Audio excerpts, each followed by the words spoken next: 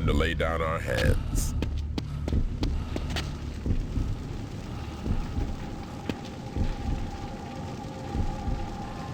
I'm right here. What are you afraid of?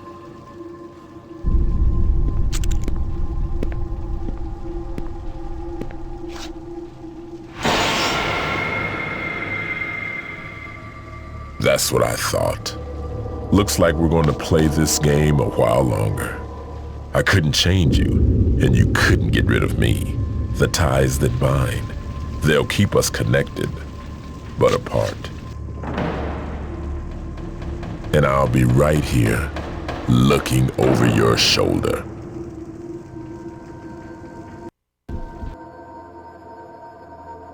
With you, so much fun.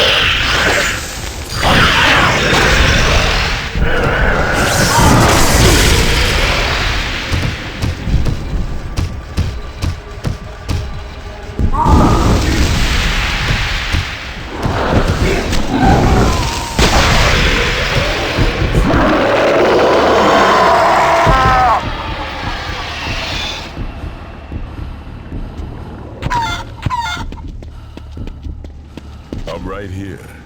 What are you afraid of?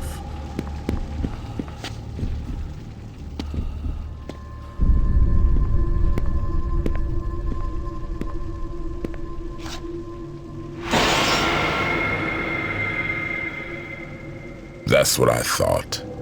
Looks like we're going to play this game a while longer. I couldn't change you, and you couldn't get rid of me. The ties that bind, they'll keep us connected, but apart. And I'll be right here, looking over your shoulder.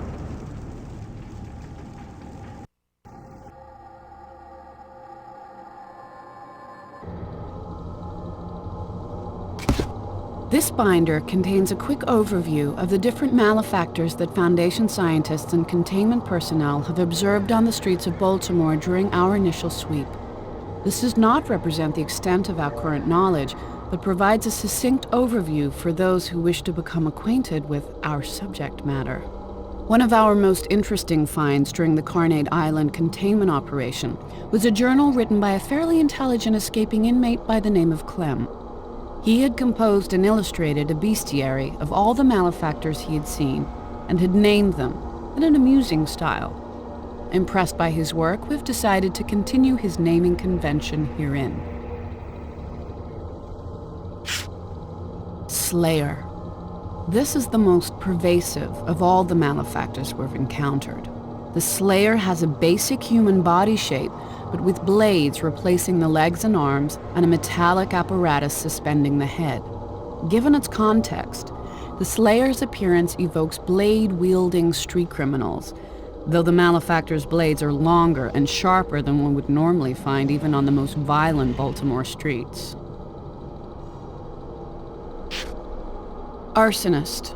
This malefactor is most curious because of its ability to survive despite being perpetually engulfed in flame. Its fire is persistent and never extinguishes for as long as its host lives. Its flesh appears to flake off as it chars, yet the malefactor seems unhurt.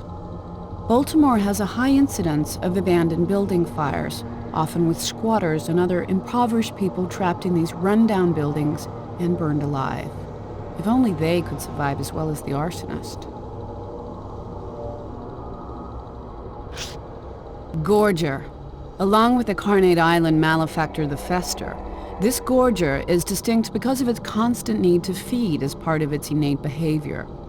With its incredibly sharp teeth and highly muscled jaw, this malefactor seems built to do precisely that. This creature appears to be the incarnation of a popular Baltimore urban legend that tells of an insatiable creature that feeds on whatever it can find. Triggerman. A human corpse forms the center of this malefactor. The body appears to have suffered multiple gunshot wounds, particularly to its head, which has lost a significant portion of its mass. The malefactor's legs are vaguely arachnid in form and incorporate some type of automatic rifle. As with the Slayer, This triggerman seems to tie to Baltimore's tragically prevalent street crime, with a high number of homicides each year resulting from gun violence. Mainliner. An offshoot of the mainliner seen on Carnate, this malefactor's appearance is evocative of the numerous junkies that one finds in Baltimore's poorest neighborhoods. Its innate behavior is to assault enemies with its syringes, suggesting that it's more of an aggressive drug dealer than a drug abuser.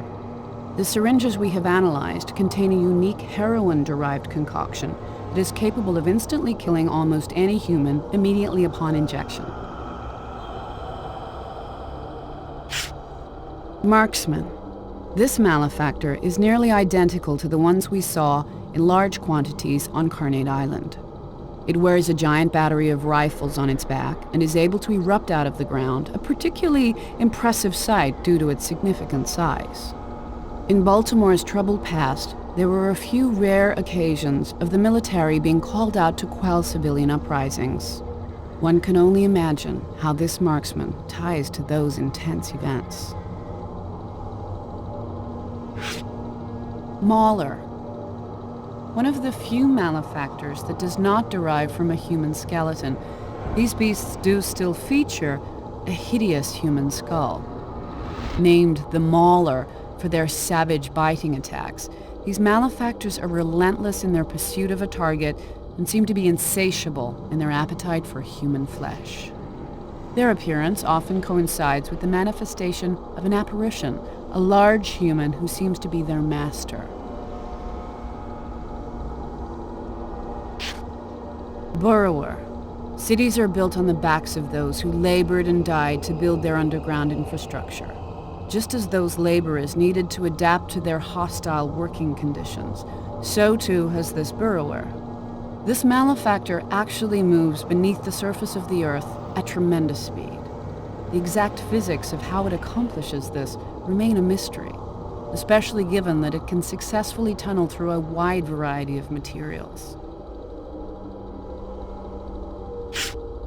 Suppressor. The suppressor is surprisingly mobile, given that it's missing a number of its limbs and seems to have lost some of its senses. This malefactor can only see enemies when they step into its intense beam of light, but it is relentless once it's spotted a target. Given its appearance and its tendency to show up near Eastern Baltimore Correctional, it seems to be connected to that institution's infamous and brutal Correctional Emergency Response Team, CERT. Isolationist. This malefactor thrives in the darkness and tries to make its environment as dark as possible by disabling or destroying light sources.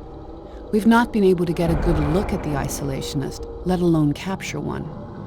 It appears to have a unique relationship with a cockroach-like malefactor, the Wretch, which it spawns in large numbers. One cannot help but think of inmates locked away in solitary when one glimpses the isolationist. The Horde. By far, this is the largest malefactor that we have witnessed. It is unclear to us if the Horde is unique or if we have simply never seen more than one at a time.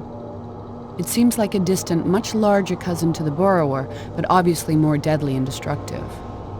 This gigantic malefactor appears to have countless small animal heads sprouting from its body, evoking a mob or horde come to visit their uncontrollable anger upon the unwary.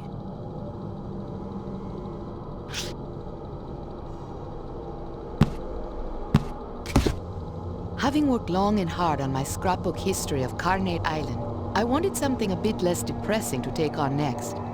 I thought our state's largest city might be an interesting subject, and spend a large portion of my time off the island delving into the history of Baltimore. I cherished my time away from Carnate, but I soon found that Charm City had its own share of dark events from the past. And now I wonder, is it me? Do I seek out these horrible tragedies when I investigate the history of a place? Has Carnate changed me to be fixated on death and horrible suffering? Or is the evil everywhere, if you look hard enough? Baltimore Harbor. Baltimore owes its existence to its geography. It was a major port for the clipper ships of the 18th century, and to this day is a major shipping center on the eastern seaboard. The shipping industry certainly has its seedy side, with criminals and corruptions infesting it in the past and still today. With numerous underused and abandoned facilities, if you ask a resident of Baltimore what exactly the city's docks are used for, likely they would not be able to tell you. Canal Street Mission. One of Baltimore's most tragic stories takes place during the Great Depression. In the 1930s, there was a reverend who, when his soup kitchen ran bare, served up human corpses to his starving followers. This is tied to a persistent urban legend about a creature known as the Gorger. During the food shortages, mothers would tell their children that the Gorger had eaten all of their food, and if they did not behave, he might soon eat them as well. The tunnels. As with any major city of a certain age, beneath Baltimore there are more tunnels than any one person can remember. The working conditions endured while these passages were built were unsafe and often deadly, but immigrant labor, typically from Ireland, had no choice but to engage in these hazardous jobs if they wanted work. People say you can still hear their voices, trapped under the ground, desperately screaming out their last breaths. An old station. A slave state, Maryland sat on the border between the slave-holding South and the free North. Because of this, the state hosted numerous important stations on the Underground Railroad. It was at one of these safe havens in Baltimore that the slave hunter Copperfield revealed his true sadism. The tale says, Copperfield smiled as he let his rabid dogs loose on a number of bountiless runaways, directing the beasts to devour the helpless slaves alive.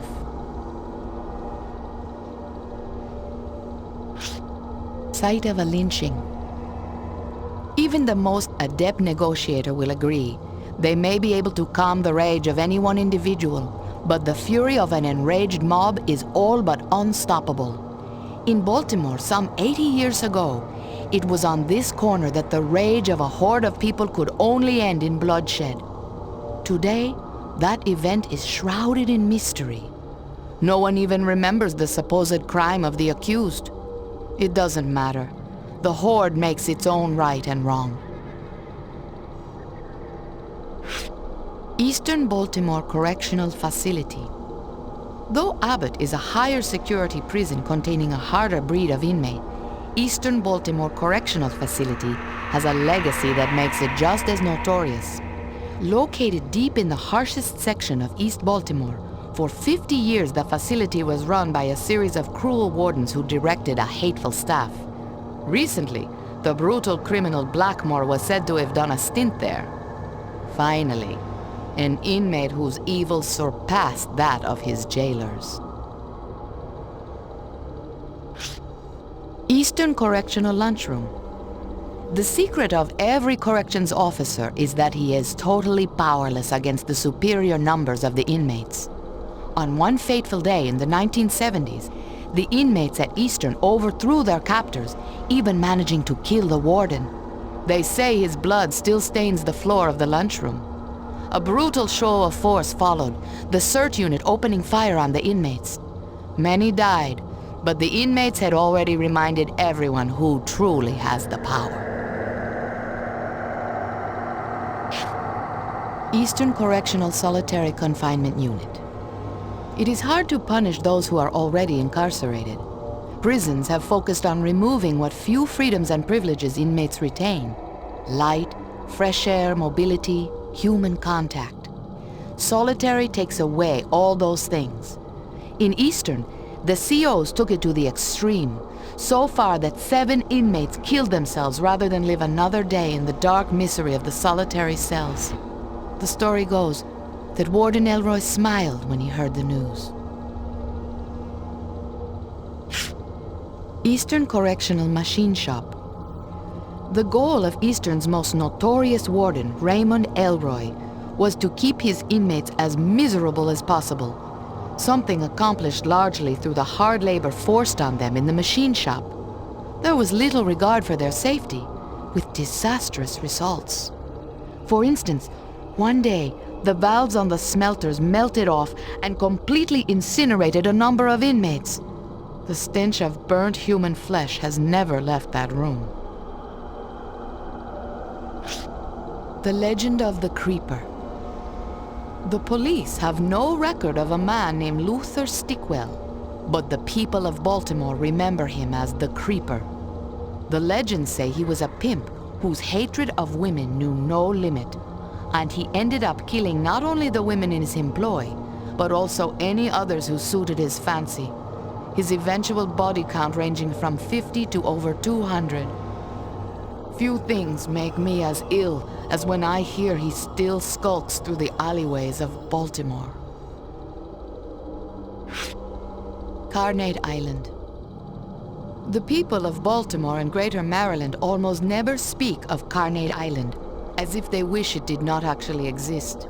Yet there it looms off the coast, its own dark history surpassing even Baltimore in sheer numbers of atrocities.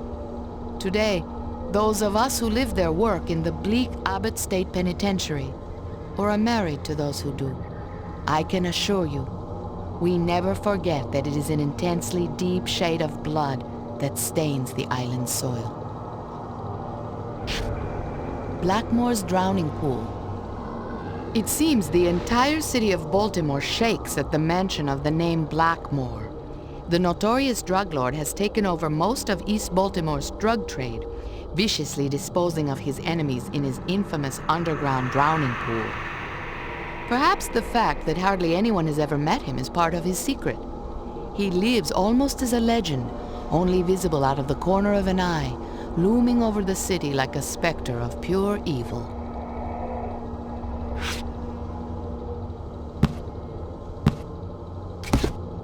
Corey and Malcolm mean everything to me.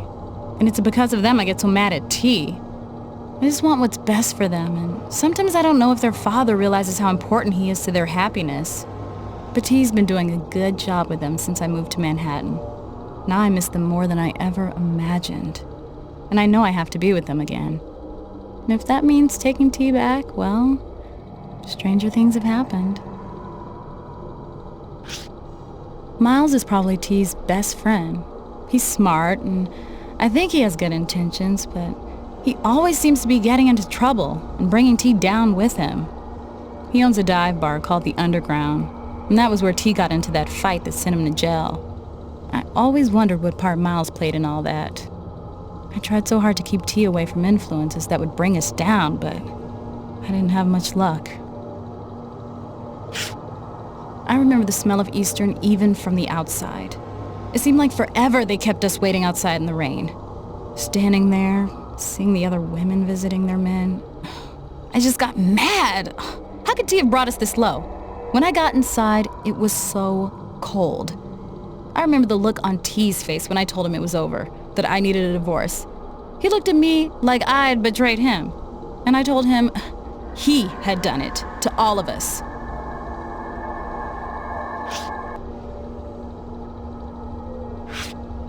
The Garvey Children's Home sounds so innocent, but I think it was filled with little monsters. T never told me much about this place, but I learned about it when he would wake up screaming at night. He'd be yelling that he just wanted to be left alone. One day when we were out for a walk, we passed it by accident, and T stopped cold. He turned around, said we had to go home. If there was one building I could burn to the ground. T has this thing, and I've never seen anything like it. I mean, anyone can tell you that he has some problems controlling his anger, but this goes way beyond that. When he was working at the gym sparring one time, I saw him lay into some guy like a madman. After a minute, T seemed to snap out of it, pulling back just in time. If he hadn't, I think he might have killed that other guy. It's like he becomes something else entirely. Blackmore. I hate even writing his name down. Now I know it was him. Whether T was guilty of what happened at Miles's bar, I'm not sure. but I know it wouldn't have happened without Blackmore. And the things Blackmore said to me about the boys?